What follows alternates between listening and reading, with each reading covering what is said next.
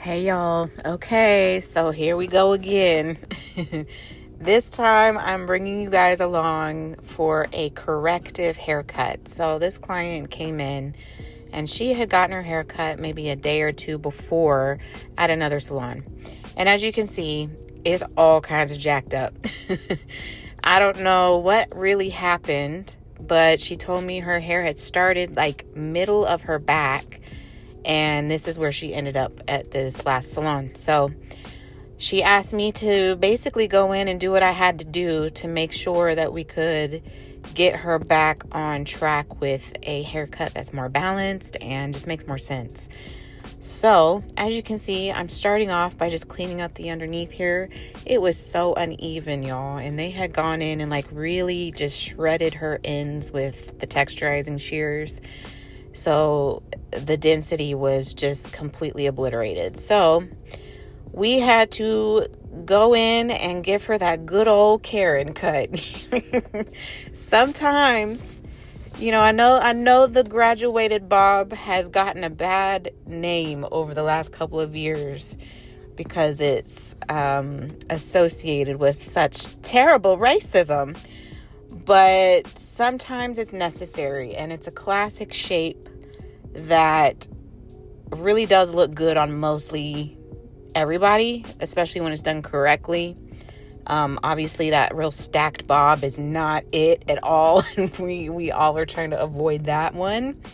But sometimes you just got to do what you got to do. And so because I was correcting a lot of issues that her haircut had, I kind of was at the mercy of her hair, and I had to let the hair tell me where it needed to go in order to get her in a place where she can just let it grow back in. So we tried to preserve as much length in the sides as I could, just because I didn't want her to feel like we just totally took all of her hair off. But you'll notice as I start getting into this haircut and after I start blow drying, there's some holes, and that's because of just the previous haircut, the layering that was done, yada yada. So this haircut does not end up perfect. I'm just gonna let y'all know that now, that at the end there's still some issues, but we got her in a much better place to where she can style her hair and feel confident and know that it's not completely jacked up in the back. She also has this really fine hair up front, you can see, so we're trying to work around that, give her some volume and just make it make sense. Let me know in the comments if you've ever had a haircut that went wrong. Did you go back to the salon and have them try to fix it? Or were you like, nah, I'm gonna just go find somebody else and try a different salon altogether? I'm curious, because I know if it were me, I would it depends on the vibe. Like if I was vibing with the stylist and it just seemed like it was just an honest mistake and I liked the stylist as a person and their personality, I would hit them up and say, hey, do you mind just adjusting this? Something didn't seem right. But if we weren't really vibing and it just didn't really feel like a good experience all around, yeah, I'm not going back. I'm gonna definitely take my time and find somewhere else to go, and I'm gonna just cut my losses, and hopefully the next spot will be better, because for some reason, I feel like a lot of stylists, even if they get the chance to fix their mistakes, sometimes it just gets worse, and sometimes it's better just to have a fresh set of eyes on the problem. And so that's what happened here. She didn't even want to bother trying to go back to the last place. She said, I just needed, it just didn't feel right. Something was off with the appointment. I could tell that the haircut was not what I wanted. And so she came in and we got her fixed up. But like I said, you're going to notice now that I'm blow drying that there are some spots where there are some holes. And this is pretty common with this kind of haircut too, is I'll do the initial haircut wet and get the shape really situated and confirmed. And then after I blow dry it, the hair changes shape. I don't know if y'all have noticed this, but hair shrinks. And so once you blow dry it, it can look like a completely new haircut. And you'll start to see the little imperfections, and you'll see the little things that were hiding when the hair was wet. So I always go in after I've blow dried the hair, and I check my haircut and I make adjustments, and I look to see if it looks how I intended to see it when it was wet. So yeah, so here I am. I'm just round brushing her really softly, trying to give her a little bit of volume and smooth everything out. She has enough curl in her hair that we needed to work on smoothing that out, just so we could see the whole thing. So I'm going to be quiet now while we watch me blow dry, and I'll be back in a second.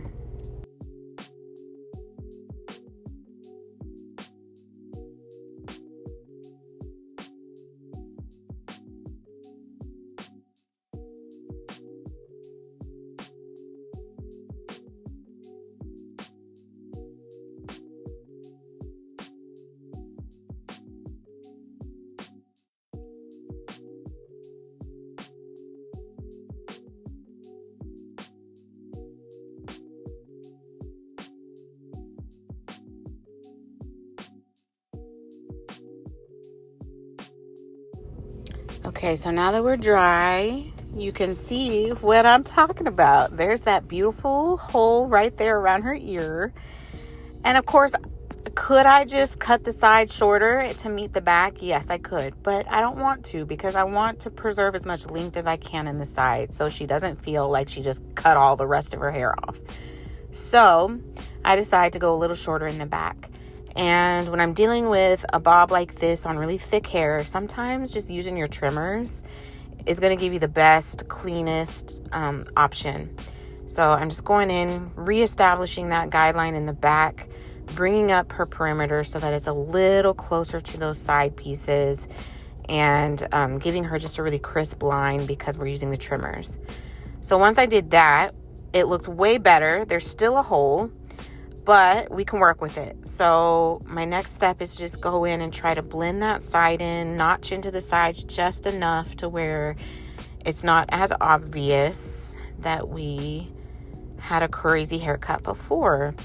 And, just a disclaimer, like, let's all practice a little bit of grace when it comes to criticizing hairstylists, because who knows what that hairstylist was going through that day. There might have been a huge tragedy in that person's life that they said, you know what, I still have these clients. I don't want to cancel them.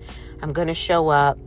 And maybe they were just mentally distracted to a point where things didn't go as well as they should have.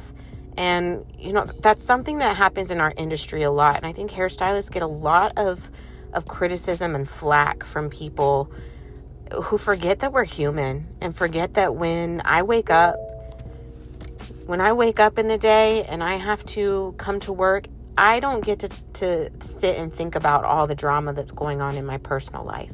I'm here just for you. And sometimes it's a challenge to distract yourself and to stay on track when you have so many other things going on. So just remember that your hairstylists are human, and sometimes we make mistakes, and it's never out of spite.